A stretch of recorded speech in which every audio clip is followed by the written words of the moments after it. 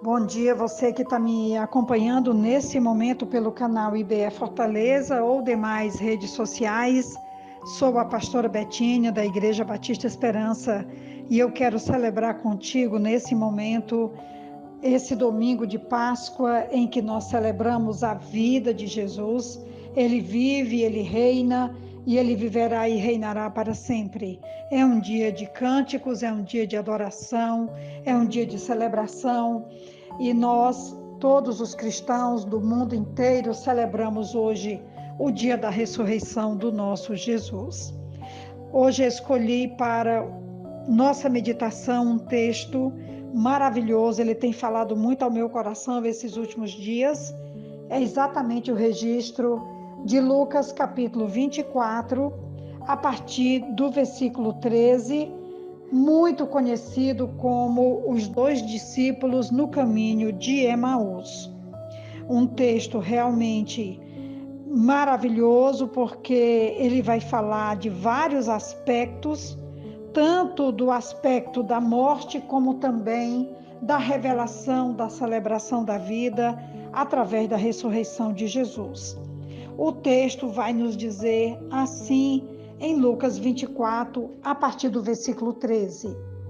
Naquele mesmo dia, dois deles estavam indo para um povoado chamado Emaús, a 11 quilômetros de Jerusalém. No caminho, conversavam a respeito de tudo o que havia acontecido. Enquanto conversavam e discutiam, o próprio Jesus se aproximou e começou a caminhar com eles. Mas os olhos deles foram impedidos de reconhecê-lo. Ele lhes perguntou: sobre o que vocês estão discutindo enquanto caminham? Eles pararam, com os rostos entristecidos. Um deles, chamado Cleopas, perguntou-lhe: você é o único visitante em Jerusalém que não sabe das coisas que ali aconteceram nesses dias?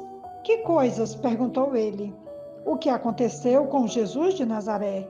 Responderam eles: ele era um profeta, poderoso em palavras e em obras diante de Deus e de todo o povo.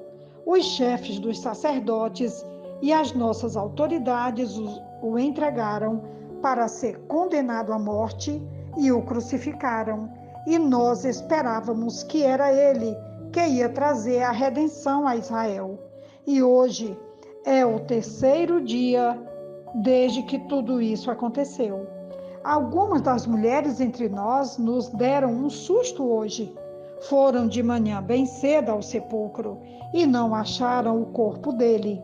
Voltaram e nos contaram ter tido uma visão de anjos que disseram que ele está vivo. Alguns dos nossos companheiros foram ao sepulcro e encontraram tudo exatamente como as mulheres tinham dito, mas não o viram. Ele lhes disse: como vocês custam a entender e como demoram a crer em tudo o que os profetas falaram. Não devia o Cristo sofrer estas coisas para entrar na sua glória? E começando por Moisés e todos os profetas, explicou-lhes o que constava a respeito dele em todas as Escrituras. Ao se aproximarem do povoado para o qual estavam indo, Jesus fez como quem ia mais adiante, mas eles insistiram muito com ele: fique conosco, pois a noite já vem, o dia já está quase findando. Então ele entrou para ficar com eles. Quando estava à mesa com eles, tomou o pão, deu graças, partiu e o deu a eles.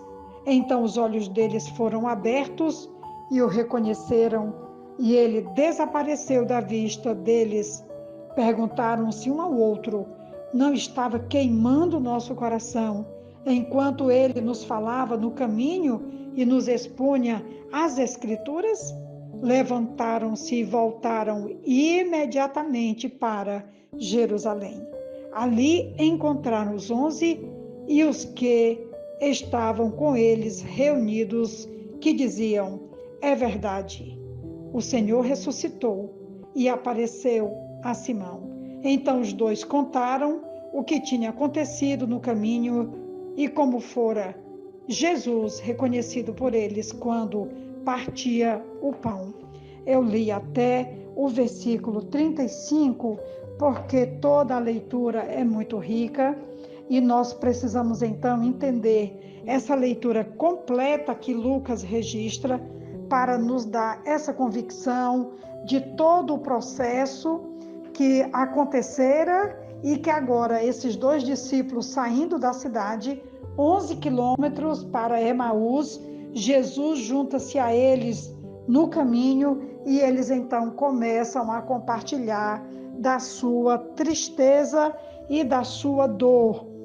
Os dois discípulos estavam indo e a sua tristeza, a sua angústia emocional por conta do acontecido era visível. E Jesus, então, quando os acompanha, ele próprio pergunta o que tinha acontecido. E eles, então, questionam se ele era o único visitante da cidade que não sabia do que tinha acontecido.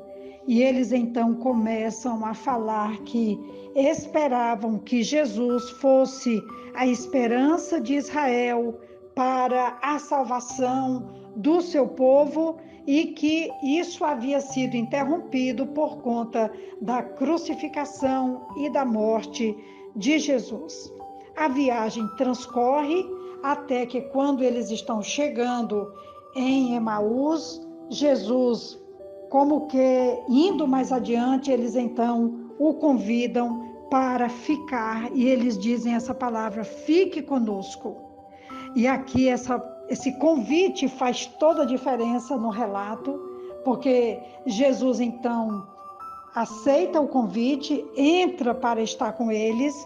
E eu queria falar aqui uma frase maravilhosa que eu encontrei, que diz assim, que todo o presente de Deus é um convite a um presente maior, mas a maioria para muito rapidamente nesse caminho e assim nunca recebem a bênção total. Essa frase é de Frederic Godet, de 1893. Já abençoados, os dois discípulos pediram algo além e receberam muito mais do que poderiam haver imaginado. Agora, com Jesus senta-se à mesa com eles e no partir do pão, eles reconhecem que estão com Jesus. É provável que na hora de partir o pão, eles tenham visto as mãos de Jesus.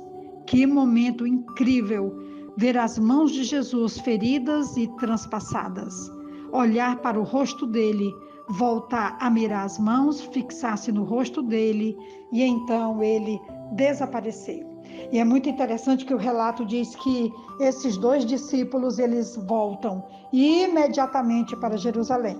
Veja bem, eram 11 quilômetros de diferença e eles então voltam noite adentro para certificar, para testemunhar aos discípulos que Jesus vive, que Jesus está outra vez entre eles e que eles eram testemunho dessa grande glória, desse milagre, desse fato extraordinário que mudaria não só a história dos discípulos, dos amigos, das famílias, a história de Jerusalém, como também mudaria a história do mundo todo. É sobre isso que nós queremos hoje meditar. A boa notícia de que Jesus vive, que Jesus reina, que Jesus viverá e reinará para sempre. Que Deus nos abençoe a podermos compartilhar como os discípulos de Emaús, que puderam voltar novamente para o centro da história, que era Jerusalém, e anunciar ao mundo que Jesus vivia, que vive e que viverá para sempre. Essa é, pois, a nossa mensagem. Que Deus nos abençoe e que possamos continuar testemunhando ao mundo ainda hoje. Uma ótima reflexão. Amém.